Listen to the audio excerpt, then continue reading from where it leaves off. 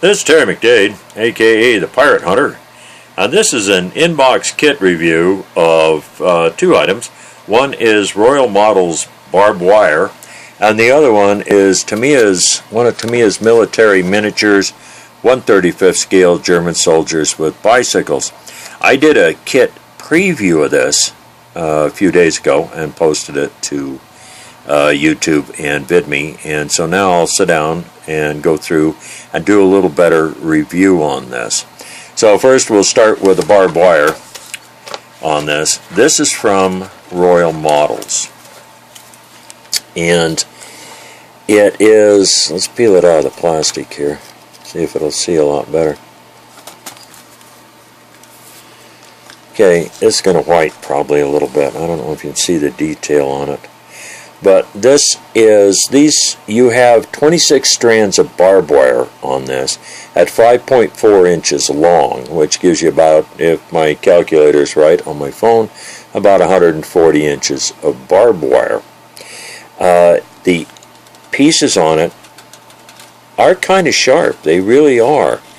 They're pretty good detail on it.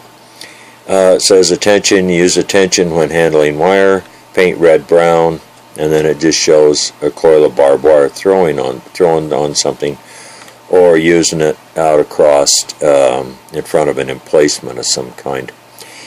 These, if you get them out just a little bit, they are kind of sharp on it. You could take and bend the end pieces out on it so it's a little sharper looking if you want.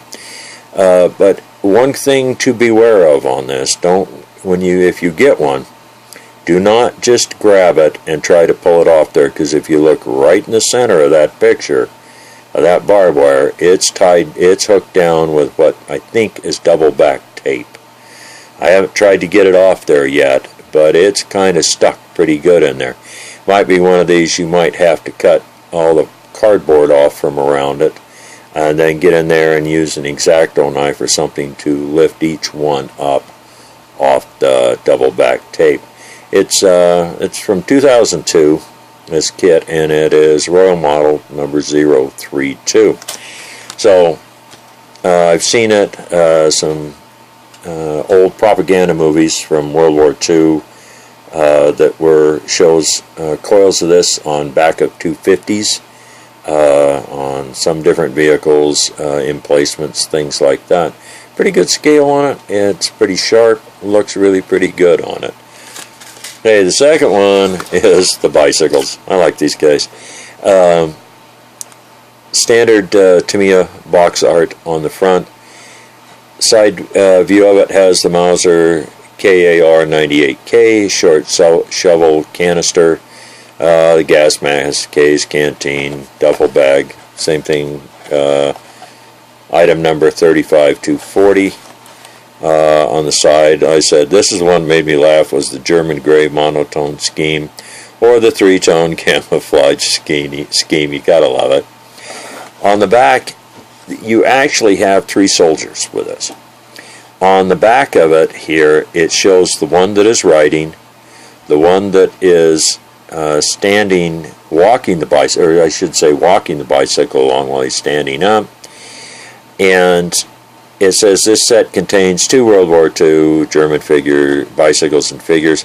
I'll just pause this I'll just hold this right here. Hopefully you can pause it and read it instead of my going through and reading all of it for you. One thing it says about uniforms: Pose is clothed in M36 field uniform. B and C are clothed in M43 field uniforms, which was adopted in 43. Both uniforms were used until the end of the war. And then about equipment. And I kind of like this. You open the flap on this end, and it has 1/35th scale German motorcycle orderly set, and on this side has a Kubel wagon. So a little bit of advertising there for the others. Now I've already been through and looked at this on this kit. Your directions are your standard directions here from Tamiya. Tamiya, all your paint callouts through here are all Tamiya paint, but a lot of people have their own colors that they choose to use for this instead of Tamiya on it. It shows the assembly of the bicycle, the assembly of Post C on it, shows how to put the equipment on the back, just shows some of the different stuff on it. That's all on that sheet. This is the two standing figures with the two bicycles on it. Now, the detail on the uniform is a little soft. It's typical to me. And I believe this kit is from 2000, I think. So it's typical to me from that time frame. A little bit of raised flash on the edges. The bicycle is all in one piece on it, with the spoked wheels on it. It's attached on the bottom of the wheels, which is a good thing really, and a little bit on the top here,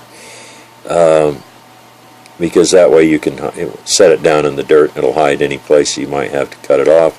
It's got your pedal assemblies on it, all your accessories, the bicycle chain, handlebars, and the figure.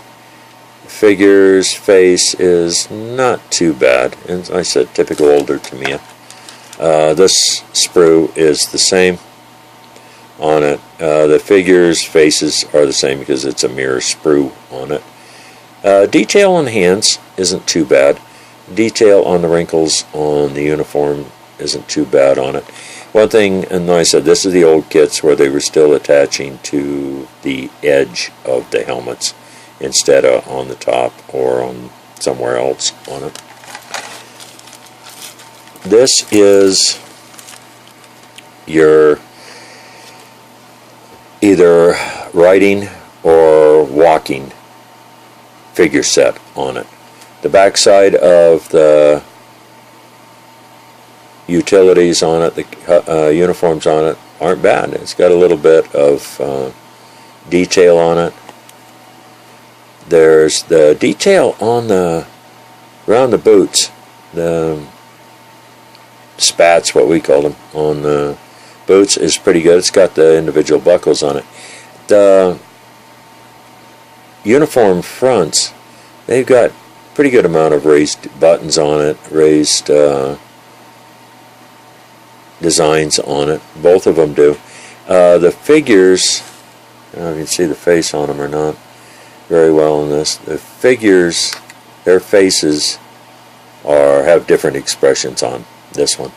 The hands have pretty good detail on it. So all in all, it's not too bad a kit. It's got the two rifles with it.